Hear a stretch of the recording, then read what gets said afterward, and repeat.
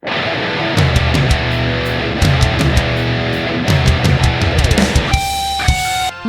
era kejatuhan Presiden Soekarno, beliau mempunyai plan yang hingga sekarang ini belum ada satupun presiden yang mampu mewujudkan plan tersebut.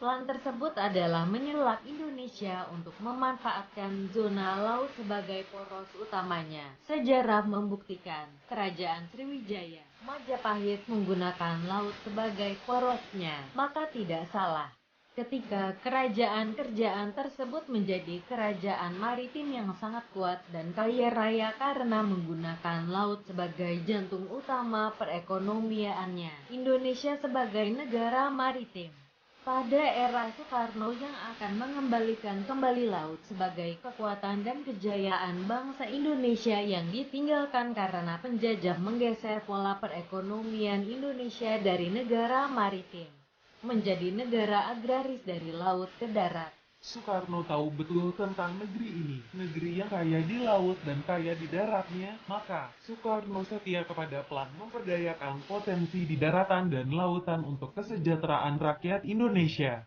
Maka, di sepanjang wilayah Pantura Pulau Jawa, Sumatera, dan Sulawesi akan banyak dibuat pelabuhan-pelabuhan agar akses perekonomian bisa tercover secara cepat agar regulasi ekonomi tumbuh secara merata. Untuk Pulau Bali akan dijadikan tempat wisata.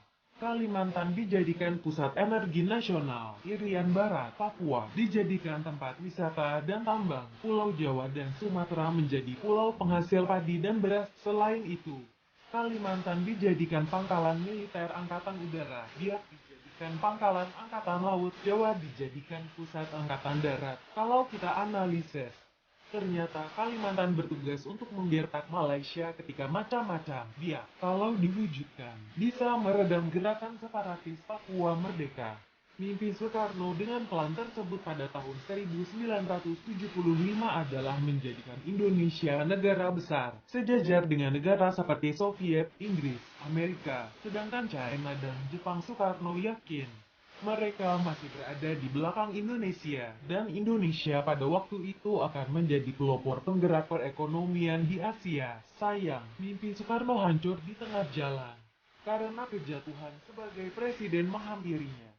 Setelah puluhan tahun plan tersebut mangkrak, Presiden Joko Widodo mulai menghidupkan kembali plan yang sudah lama tertidur itu. Jokowi dalam visinya mengusung poros maritim dunia.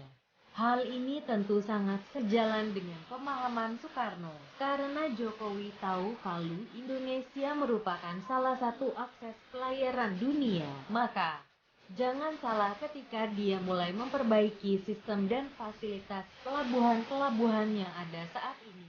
Bahkan, Jokowi banyak membuat pelabuhan baru di setiap wilayah. Tujuannya, selain untuk memudahkan akses pengiriman pelayaran, juga untuk menyaingi pelabuhan super sibuk di Singapura. Karena sebagai negara maritim, Indonesia harus banyak mempunyai pelabuhan-pelabuhan yang bertaraf internasional. Fokus utama Jokowi adalah Indonesia Timur. Masyarakat di sana terlalu lama ditinggalkan walaupun negeri ini sudah merdeka. Maka, jangan heran kalau Indonesia Timur menjadi prioritas Pak D.